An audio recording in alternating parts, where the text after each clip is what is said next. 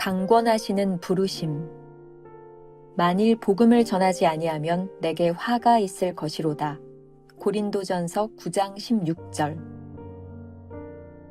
당신의 귀가 하나님의 부르심을 듣지 못할까 주의하십시오.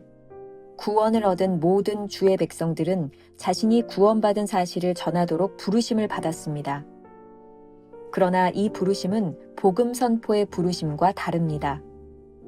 우리가 구원받은 사실은 단지 복음 선포를 위한 하나의 예일 뿐입니다. 바울은 복음을 전해야 하는 심적 부담에 대해 말합니다.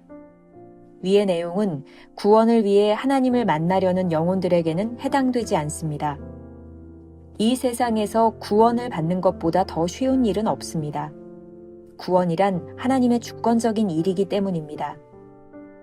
내게로 오라, 내가 너를 구원하리라. 주님은 구원의 조건으로 어떤 제자 훈련을 내걸지 않으셨습니다. 예수 그리스도의 십자가를 통하면 구원에 이르도록 정해져 있습니다. 그러나 제자 훈련은 선택사항입니다. 만일 누구든지 나의 제자가 되려면. 위에 바울의 말은 예수 그리스도의 종이 되려는 자들과 관련됩니다. 그리스도의 종들은 자신들이 무엇을 할 것이며 어디로 갈 것인가에 대해 스스로 결정할 수 없습니다. 하나님께서는 자기를 기쁘시게 하기 위해 우리를 찢겨진 빵과 부어지는 포도주로 만드십니다. 복음을 위해 구별되었다는 말은 하나님의 부르심을 받았다는 뜻입니다. 그러나 그 부르심을 건성으로 듣게 되면 그 사람은 주의 종으로서의 이름에 합당한 고통을 받기 시작합니다. 모든 야망은 꺾이고 인생의 욕망은 잠들게 되며 외적인 자랑들은 철저하게 제거되고 사그러듭니다. 오직 한 가지만 남게 되는데 그것은 복음을 위해 구별되었다는 것입니다. 주님께로부터 부르심을 받았는데도 다른 방향으로 자신의 발을 옮기려는 자들에게 얼마나 불행한 일들이 발생합니까? 하나님께서 당신을 주의 복음의 종으로 부르시는지 확인하십시오. 주께서 당신을 부르실 때 그 부름을 방해하는 것들을 주의하십시오. 첫 번째, 복음을 전하는 것은 단순한 간증이 아니다. 사도 바울에게는 늘 복음을 전해야 하는 심적 부담이 있었습니다. 그 부담은 오늘 본문에서 이렇게 표현이 되고 있습니다. 고린도전서 9장 16절. 만일 복음을 전하지 아니하면 내게 화가 있을 것이로다. 범죄 영화나 법정 드라마 같은 것을 보면 빠지지 않고 나오는 긴장감 넘치는 장면들이 있습니다. 결정적인 사건의 증인들이 법정에 서서 증언을 할지 말지를 고민하는 것이죠. 누구의 생명을 좌우할 수도 있는 굉장히 중요한 증거를 알고 있는데 자신에게 들어올 불이익 때문에 주저하는 일들 같은 거 말이죠. 누군가의 생명에 관계된 그런 증언, 증인이라면 그 부담이 얼마나 크겠습니까? 이 부담에 대하여 챔버스는 구별이 필요하다고 말을 합니다. 자신이 구원받는 것에 대한 증거인 간증, testify라고 하는 말과 우리를 구원하신 주님을 전하는 복음 전함, preach라고 하는 단어를 사용하고 있습니다. 자언하는 부르심이 있고 강권하는 부르심이 있다. 이 차이로 챔버스는 또 설명을 하고 있습니다. 누가 구원하시는 부르심에 부담을 갖겠습니까? 하지만 누군가에게 이 복음을 전하는 것이라면 그것은 굉장히 부담스러운 일이죠. 챔버스의 글을 인용합니다. 이 세상에서 구원을 받는 것보다 더 쉬운 일은 없습니다. 구원이란 하나님의 주권적인 일이기 때문입니다. 내게로 오라, 내가 너희를 구원하리라. 주님은 구원의 조건으로 어떤 제자 훈련을 내걸지 않으셨습니다. 예수 그리스도의 십자가를 통하면 구원에 이르도록 정해져 있습니다. 그러나 제자 훈련은 선택사항입니다. 만일 누구든지 나의 제자가 되려면. 구원을 받았지만 제자의 길로 나아가지 못하는 이유는 하나님의 부르심에 귀를 막고 있기 때문입니다. 그러면 부르심의 귀를 막고 있는 이유는 무엇일까요? 복음을 전하는 일에 대한 가치를 모르고 있기 때문입니다. 사도 바울은 이 일을 하지 않으면 자신에게 화가 있을지 모른다고 여길 만큼 복음 전하는 일을 귀하게 여겼습니다. 그가 복음을 전하기로 마음먹은 후에는 세상의 자랑거리를 배설물로 여겼다. 이런 표현들이 계속해서 나오고 있죠. 혹시 우리가 귀를 막고 있는 이유는 사도 바울이 배설물로 여겼던 세상 것들을 버리지 못하기 때문은 아닐까요? 세상에서 받을 영광, 사람의 칭찬과 인정은 그리스도를 아는 지식을 가로막는 장애물들입니다. 윌리엄 캐리의 이야기를 소개하겠습니다. 그는 뛰어난 언어의 능력이 있는데요. 독학으로 여러 나라의 언어를 능숙하게 구사할 수 있었다고 합니다. 어느 날 영국 명문 옥스퍼드 대학에 입학을 하게 된 친척 동생이 캐리를 데리고 학교에 가서 유명한 언어학 교수를 만나 이야기를 나눌 기회가 있었다고 합니다. 대화 중에 교수는 캐리에게 특별한 언어의 재능이 있는 것을 보며 이렇게 말을 합니다. 당신이 이 학교에 들어온다면 이 나라 역사에 큰 영향을 미칠 것이요. 그리고 이 나라의 여왕께서도 당신을 기뻐하실 것입니다. 캐리는 이 엄청난 제안에 대하여 그 제안을 거절하며 이렇게 말을 했다고 합니다. 교수님께서는 영국이라는 나라의 여왕을 말씀하셨는데 제게는 이미 저의 전 생애를 건 한 나라가 있습니다. 그 나라는 바로 하나님의 나라입니다. 저는 여왕보다 더 높으신 분의 부르심을 받았고 그분을 향한 저의 충성은 변할 수 없습니다. 캐리는 쉽게 이 교수의 제안을 거절하고 인도의 선교사로 떠나게 됩니다.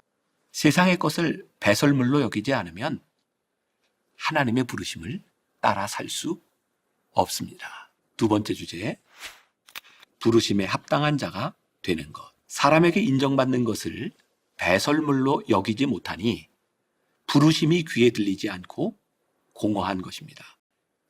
어떻게 우리는 이런 인정의 욕구에서 벗어나 참된 부르심 앞에 설 수 있을까요? 챔버스가 더 눈에서 영적으로 암흑과 같은 시간을 보낼 때의 이야기입니다. 기도 동맹의 선교 집회 기간 중 한 작은 기도 모임에서 누가복음 11장 13절 말씀, 너희 하늘 아버지께서 구하는 자에게 성령을 주시지 않겠느냐, 이 말씀을 붙들고 기도할 때였습니다. 나는 천국이나 천사들을 보지 못했고 내 안에 아무 일도 발생하지 않았다. 전처럼 똑같이 내 심령은 메말라 있었고 공허했다. 하나님을 깨닫는 능력도 없었고 성령의 증거도 없었다.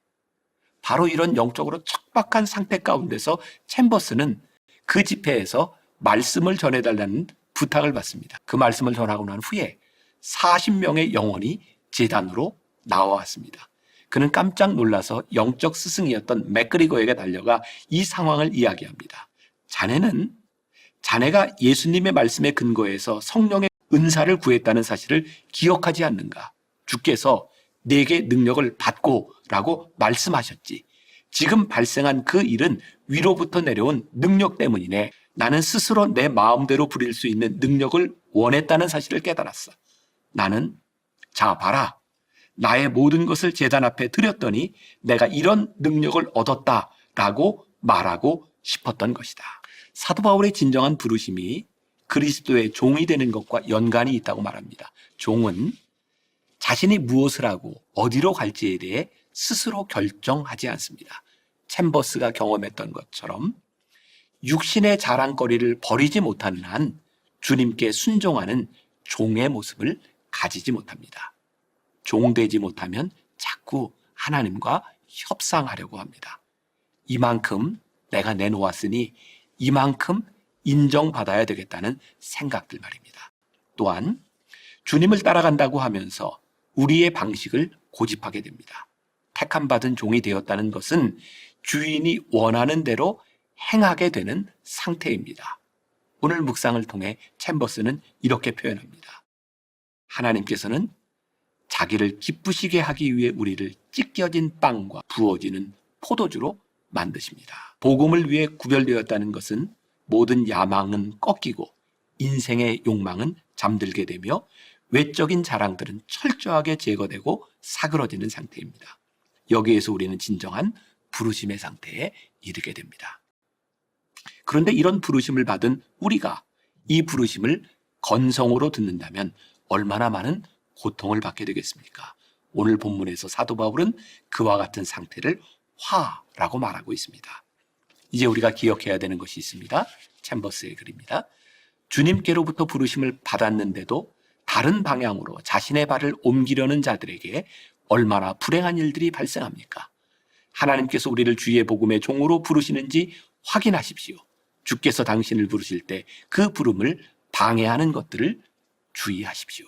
부르심에 합당한 자가 된다는 것은 기꺼이 찢겨진 빵과 부어진 포도주가 될 각오가 되어 있다는 의미입니다. 오늘 이런 묵상 질문으로 하루를 살아가 보면 어떨까요? 부르심을 따라 살지 못하는 것이 당신에게 두려움으로 다가옵니까? 기도하겠습니다. 찢어진 빵과 부어진 포도주가 되라는 말씀이 우리들에게 다가옵니다. 기꺼이 부르심 앞에서 찢겨진 빵이 되고 부어진 포도주가 될 수 없을까요? 언제까지 우리는 우리의 의를 드러내며 우리의 능력을 나타내며 내가 이만큼 능력을 받아야 된다고 생각하며 그렇게 자신에게 상처를 주고 하나님의 마음을 아프게 하는 사람들로 그렇게 살아갈까요? 주님, 오늘 주님 앞에 간절히 기도합니다. 주님의 말씀을 전하지 못함으로 인하여 사명을 감당하지 못함으로 인하여 화가 임하지 않는 그 두려움으로 살아가게 하여 주옵소서. 온전히 쓰임받는 주의 백성들이 되게 하여 주옵소서. 예수님의 이름으로 기도했습니다. 아멘.